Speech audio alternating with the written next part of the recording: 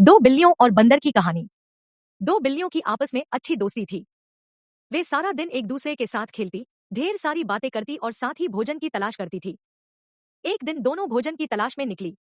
बहुत देर इधर उधर भटकने के बाद उनकी नजर रास्ते पर पड़ी एक रोटी पर पड़ी। एक बिल्ली ने झट से रोटी उठा ली और मुंह में डालने लगी। तब दूसरी बिल्ली उसे टोक कर बोली, अरे, तुम अकेले कैसे इस रोटी को खा रही हो? हम दोनों ने साथ में इस रोटी को देखा था, इसलिए हमें इसे बांटकर खाना चाहिए। पहली बिल्ली ने रोटी तोड़कर दूसरी बिल्ली को दिया, लेकिन वह टुकड़ा छोटा था। यह देख उसे बुरा लगा और वह बोली, अरे, ये टुकड़ा तो छोटा है।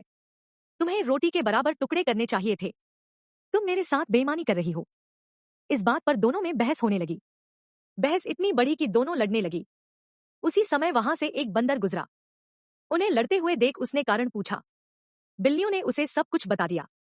सारी बात जानकर बंदर बोला, अरे, इतनी सी बात पर तुम दोनों झगड़ रही हो। मेरे पास एक तराजू है।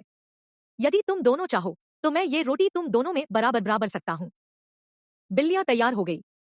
बंदर एक तराजू लेकर आ गया। उसने बिल्लियों से रोटी ली और उसे तोड़कर तराजू ने दोनों पल्ले पर रखकर तौलने लगा।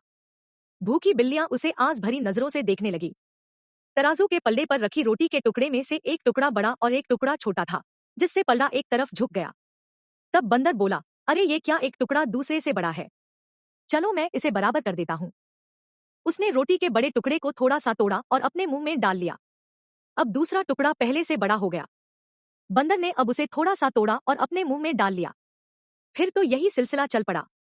रोटी को जो टुकड़ा बड़ा होता, वो बराबर करने बंदर उसे तोड़कर खा जाता। ऐसा करते करते रोटी के बहुत छोटे छोटे टुकड़े रह गए। अब बिल्लियां घबरा गई। उन्हें लगने लगा कि ऐसे में तो उनके हिस्से कुछ भी नहीं आएगा। वे बोली, बंदर भाई, तुम भी क्या परेशान होते हो? लाओ, अब हम इसे दूध ही आपस में बांट लेंगी। बंदर बोला, ठीक है, लेकिन अब तक जो मैंने मेहनत की है उसका मेहताना तो लगेगा ना। इसलिए रोटी के ये टुकड़े मेरे। और उसने रोटी के शेष टुकड़े अपने मुंह में डाल लिए और चलता बना।